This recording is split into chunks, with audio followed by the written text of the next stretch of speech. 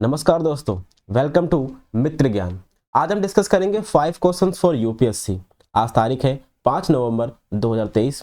बिना आपका समय को गवाए हम अपनी वीडियो को शुरू करते हैं। ठीक है, जो हमारा पहला क्वेश्चन है वो कहता है हाथी गलियारा रिपोर्ट 2023 के संदर्भ में निम्नलिखित कथनों पर विचार कीजिए। आपके पास यहाँ पर 3 स्टेटमेंट हैं और आपको बताना है कि इनमें से कितने सही हैं। पहला जो आपका स्टेटमेंट है वो बोलता है वर्तमान समय में भारत में कुल मिला के 200 हाथी गलियारे हैं। भारत में सबसे अधिक हाथी गलियारे कर्नाटक में है। राजस्व भूमि, निजी भूमि में अगर हाथी गलियारे होंगे तो उसको वन्य जीव संरक्षण अधिनियम 1972 के तहत अधिसूचित किया जाना चाहिए। आपके ऑप्शन है केवल एक सही है, केवल दो सही है, सभी तीनों सही है और कोई भी सही नहीं है। उम्मीद है आपने इसको सॉल्व कर लिया होगा। इसका जवाब है वो है ऑप्शन नंबर डी, यानी तीनों के तीनों जो स्टेटमेंट है वो बिल्कुल गलत है। ठीक है, थोड़ा सा हम देख लेते हैं कि जो हाथी गलियारा होता है जिसको हम एलिफेंट कॉरिडोर बोलते हैं वो क्या होता है। देखिए, हाथी गलियारा सिंपल सी बात है कि हाथियों को जाने के लिए एक रास्ता होता है, एक पतला सा रास्ता होता है जिसको हम एलिफेंट कॉरिडोर बोलते हैं। मान लेते हैं कि ये दो एरिया है। ठीक है, अब यहाँ से यहाँ अगर इनको जाना है तो इसके लिए जो रास्ता होगा पतला सा सकरा सा, ठीक है, उसी को हम क्या बोलेंगे, एक बोलेंगे हाथी गलियारा है। ठीक है, तो आपने देख लिया कि हाथी गलियारा क्या होता है। अब इस रिपोर्ट में क्या कहा गया था। देखिए, 2010 के बाद से हमने लगभग 62 हाथी गलियारे बनाए हैं, जो लगभग 40% के बराबर है। यानी 2010 के बाद से हमने 40% क्या किया है, वृद्धि करी है हाथी गलियारों में। इस समय कितने हैं, इस समय है 150। ठीक है, सबसे ज्यादा कहां पर है, सबसे ज्यादा आपको देखने को मिलेंगे पश्चिम बंगाल में। कितने हैं, 26 है। कितने परसेंट के बराबर है, 17% के बराबर है। ठीक है, जो मध्य प्रदेश है वहां पर संजय टाइगर रिजर्व और बांधवगढ़ में हाथियों की जो उपस्थिति है ना वो बड़ी है, ये आपको ध्यान रखना है। हाथी के जो गलियारा है उसके उपयोग में कमी देखने को मिली है। उसके कारण क्या है, जो निवास का जो स्थान था ना वो क्या हो गया है, वो विखंडित हो गया है, उसके अंदर सिकुड़न आ गई है या फिर उसका विनाश हो गया है। ये कारण है कि हम गलियारों का उपयोग नहीं कर पा रहे हैं। अगर हाथी के गलियारों को हमने वन्य क्षेत्रों के अंदर बना रखा है तो उसके लिए जो कानून है वो किसके अंतर्गत आएगा, वो आएगा वन्य जीवन संरक्षण अधिनियम 1972 के अंतर्गत। लेकिन जब हमने राजस्व भूमि और निजी भूमि के तहत हाथी गलियारे बना रखे हैं तो वो कहां पर आएगा, वो आएगा पर्यावरण संरक्षण अधिनियम 1986 के तहत। इसीलिए आपके तीनों के तीनों जो यहाँ पर ऑप्शन है वो गलत है, क्योंकि यहाँ पे लिखा हुआ है 200 हाथी गलियारे हैं, अभी हमने आपको बताया कि 150 है। यहाँ पर लिखा हुआ है कि जो कर्नाटक है यहाँ पर सबसे ज्यादा हाथी गलियारे हैं, अभी हमने आपको बताया कि वेस्ट बंगाल में सबसे ज्यादा है। फिर यहाँ पे लिखा है राजस्व भूमि और निजी भूमि होगी तो वो कहाँ पर आएगा, वन्य जीवन संरक्षण अधिनियम 1972 में आएगा, ऐसा लिखा हुआ है। लेकिन ये गलत लिखा है, क्योंकि यहाँ पे क्या आना चाहिए था, पर्यावरण संरक्षण अधिनियम 1986। इसीलिए तीनों के तीनों जो स्टेटमेंट है वो बिल्कुल गलत हो जाते हैं। अब हम चलते हैं अपने क्वेश्चन नंबर 2 की तरफ। क्वेश्चन नंबर 2 बोलता है निम्नलिखित में से कौन अंटार्कटिका में भारत के परिचालन अनुसंधान स्टेशन है। आपके ऑप्शन है मैत्री, भारती, गंगोत्री। अब आपको बताना है कितने सही है, एक और दो सही है, केवल दो सही है, केवल एक और तीन सही है, एक दो तीन, तीनों के तीनों बिल्कुल सही है। उम्मीद है आपने इसको भी सॉल्व कर लिया होगा। इसका जवाब है वो है option number A. Option number A यानी एक और दो, यानी मैत्री और भारती, इसका जो जवाब है वो बिल्कुल ठीक है और दक्षिण गंगोत्री बिल्कुल गलत है। थोड़ा सा हम अंटार्कटिका के बारे में देख लेते हैं। जैसा कि आपको पता है कि हमारे पृथ्वी के ऊपर 7 आपको महाद्वीप देखने को मिलेंगे। अगर हम एरिया की बात करते हैं कि सबसे बड़ा कौन सा है, उसके हिसाब से सबसे नंबर 1 पे आपको देखने को मिलेगा एशिया, सेकंड नंबर पे अफ्रीका, थर्ड नंबर पे नॉर्थ अमेरिका, फोर्थ नंबर पे साउथ अमेरिका एंड 5वें नंबर पे आपको देखने को मिलेगा अंटार्कटिका। थर्ड नंबर पे यूरोप है और 7वें नंबर पे ऑस्ट्रेलिया है। तो एरिया के हिसाब से अगर हम देखते हैं तो 5वें नंबर पे ये आता है अंटार्कटिका। ठीक है, बड़े के हिसाब से अगर आप मैप में देखेंगे तो ये आपको कुछ इस प्रकार सा देखने को मिलेगा। अगर इसकी खास बात की बात करते हैं, क्योंकि ये पूरी तरह से बर्फ की चादरों से ढका हुआ है, ठीक है, बर्फ की चादरों से ढका हुआ है। तो यहाँ पर कोई भी ऐसा एरिया नहीं है जहाँ पर आदमी रह सके, क्योंकि यहाँ पेड़ पौधे आपको नहीं देखने को मिलते हैं। अगर कोई पेड़ पौधे देखने को मिलेंगे भी तो वो हमारे लायक नहीं है, ठीक है। पूरा का पूरा बर्फ से ढका हुआ है, ठीक है। 98% जो एरिया है ना वो बर्फ से ही इसका ढका हुआ है। देखिए हमारे पृथ्वी के ऊपर जितना भी मीठा पानी है ना, मीठा पानी, उसका 2/3, कितना, 2/3, ये लगभग कितना आता है 66.66%। इतना मीठा पानी आपको कहाँ पर देखने को मिलेगा, वो देखने को मिलेगा अंटार्कटिका में और ग्रीनलैंड में। तो ये आपको ध्यान में रखना है, ठीक है। भारत ने अंटार्कटिका से संबंधित क्या क्या कार्रवाई करी है उसके बारे में थोड़ा देख लेते हैं। देखिए भारत ने क्या किया कि अंटार्कटिका संधि में 1983 में क्या हो गया, शामिल हो गया, और 12 सितंबर 1983 को भारत को एक परामर्शदाता का दर्जा भी मिल गया। उसके बाद भारत का एक राष्ट्रीय ध्रुवीय एवं महासागरीय अनुसंधान केंद्र है, ठीक है। ये भारत का प्रमुख अनुसंधान और विकास संस्थान है जो ध्रुवीय और दक्षिण महासागर क्षेत्रों में देश की अनुसंधान गतिविधियों के लिए जिम्मेदार है। यानी रिसर्च वगैरह जो हम करते हैं ना उसके लिए सारा कुछ ये काम करता है। उसके बाद भारत ने भी हाल ही में यानी 2022 में भारतीय अंटार्कटिक अधिनियम 2022 को मतलब क्या किया था, एक्ट बनाया था, ठीक है। 2022 में इसको बनाया गया था। इसके अंदर क्या क्या था कि अगर किसी को वहाँ पे यात्रा करनी है, वहाँ पे कोई भी गतिविधियाँ करनी है तो उसको हम नियंत्रित कर सकें, जैसे कि खनिज का संरक्षण करने के लिए, देसी पौधों का संरक्षण करने के लिए और गैर देसी पक्षियों के परिचालन में प्रतिबंध लगाने के लिए हमने इस एक्ट को लेके आए थे। देखिए वर्तमान में भारत की जो रिसर्च स्टेशन है ना वहाँ पे वो कितने हैं, वो आपको देखने को मिलेंगे 2। कहाँ की बात कर रहे हैं, अंटार्कटिका की बात कर रहे हैं। कौन कौन से हैं, एक तो मैत्री है और एक भारती है जो हमारे क्वेश्चन में लिखा हुआ था।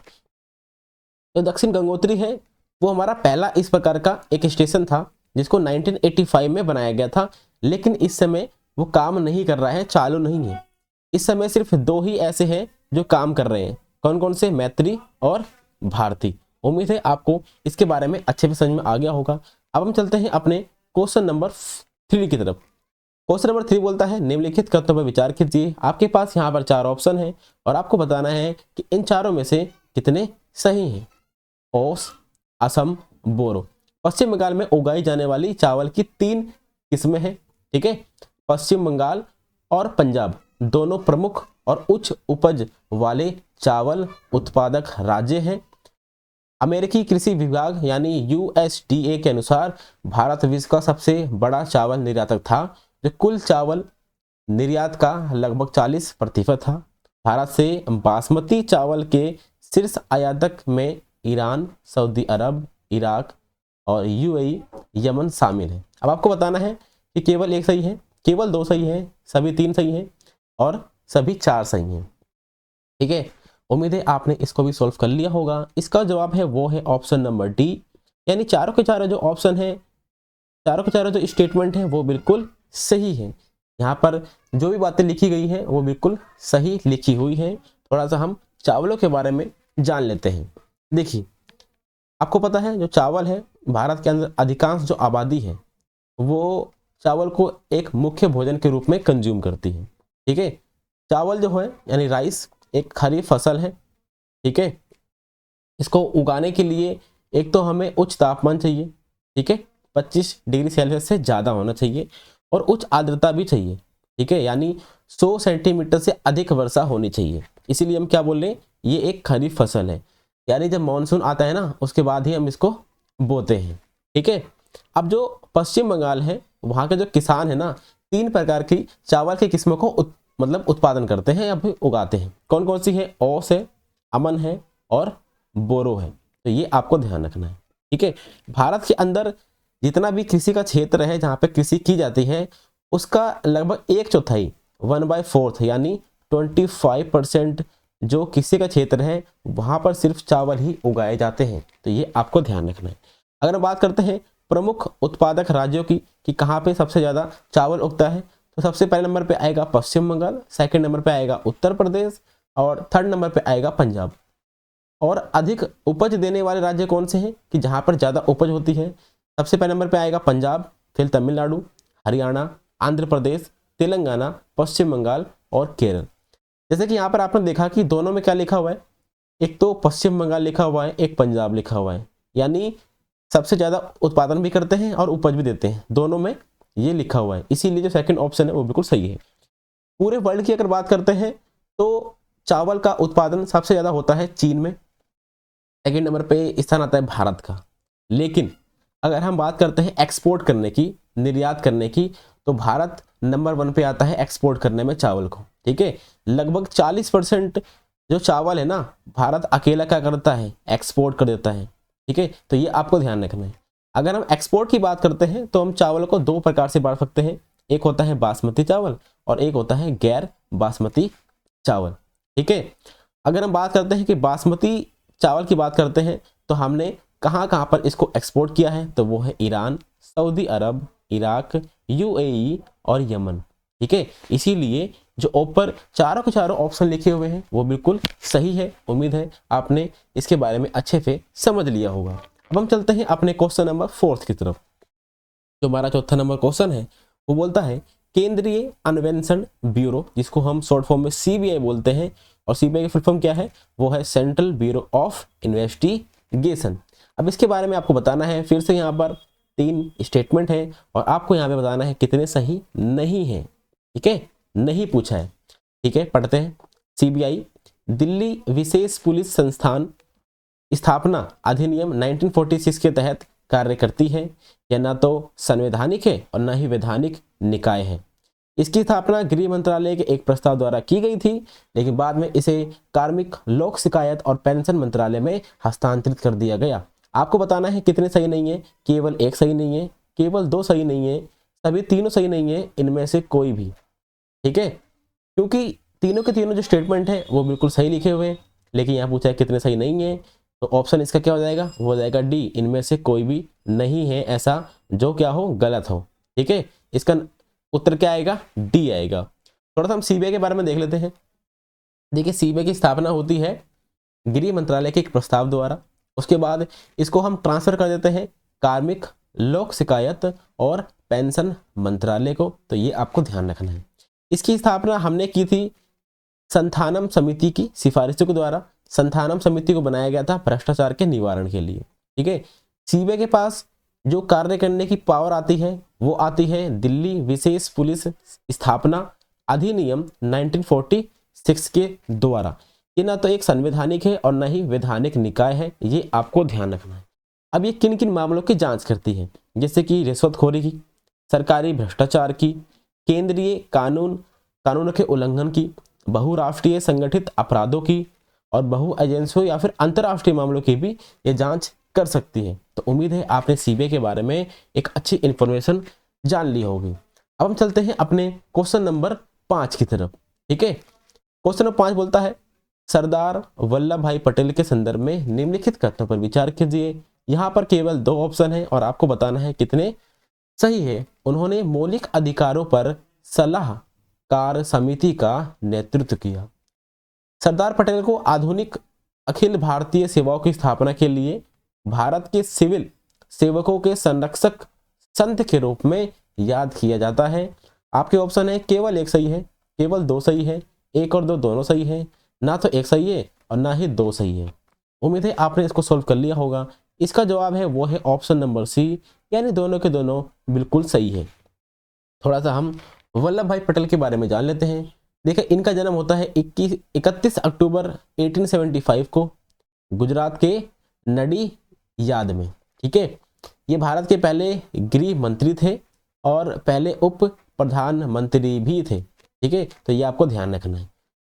जब हमारा संविधान सभा थी ना, उसके अंदर इन्होंने विभिन्न समितियों का नेतृत्व किया था, केवल एक का नहीं किया था, 3 का किया था। 3 कौन कौन सी थी, मूल अधिकारों पर सलाहकार समिति की, अल्पसंख्यकों तथा जनजातीय और बहिष्कृत क्षेत्रों पर समिति, प्रांतीय संविधान समिति। ये 3 ऐसी समितियां हैं जिनका इन्होंने नेतृत्व किया था। अगर सुधार कार्य की बात करते हैं तो इन्होंने शराब खोरी, अस्पृश्यता, जातिगत भेदभाव के खिलाफ कई सारे कार्य किए थे। और गुजरात में और अन्य राज्यों में भी महिलाओं के उद्धार के लिए बड़े पैमाने पर मोर्चा भी संभाला था। उसके बाद इन्होंने जैसे कि खेड़ा सत्याग्रह किया 1918 में, बारडोली सत्याग्रह किया 1928 में। अब जब इन्होंने बारडोली सत्याग्रह किया था ना, तो यहाँ की जो महिलाएं थी उन्होंने वल्लभ भाई पटेल को सरदार की उपाधि दी। उसके बाद से ये क्या बन गए, ये बन गए सरदार वल्लभ भाई पटेल। तो ये आपको ध्यान रखना है। बारडोली सत्याग्रह जब 1928 में हुआ था, वहाँ की जो महिलाएं थी उन्होंने इन्हें सरदार की उपाधि दी थी। अब सरदार का मतलब क्या होता है ये आपको पता ही है, प्रमुख अथवा नेता, ठीक है। और सरदार पटेल को आधुनिक अखिल भारतीय सेवा की स्थापना के लिए भारत के सिविल सेवकों के संरक्षक संत के रूप में भी याद किया जाता है। ये बिल्कुल सही लिखा हुआ है। आज आपने 5 क्वेश्चन सॉल्व कर लिए, ठीक है। उम्मीद है आपको ये वीडियो काफ़ी अच्छी लगी होगी।